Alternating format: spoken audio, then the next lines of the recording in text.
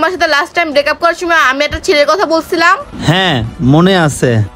মনি please তুমি আমাকে এভাবে ছেড়ে চলে যাও না। তুমি তো ভালো করে জানো আমি তোমাকে কতটা ভালোবাসি। তুমি আমাকে ছেড়ে চলে গেলে আমি তো ধ্বংস হয়ে যাব।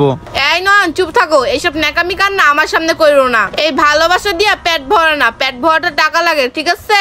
আর তুমি আমাকে অনেক লেকচার শুনাইছো, গাড়ি করবা বাড়ি করবা অনেক টাকা ইনকাম করবা। এই 2 বছর তো নিজেকে চেঞ্জ করতে পারলো না, ফকির ফকির থাকতে নিজেকে চেঞ্জ করতে পারলা না।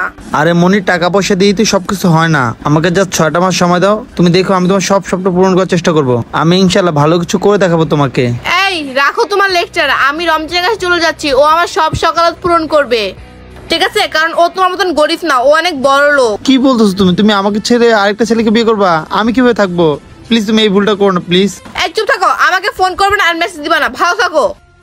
মনি মনি দাঁড়াও। মনি মনি এটা কিভাবে করতে পারে আমার সাথে ছলনাটা?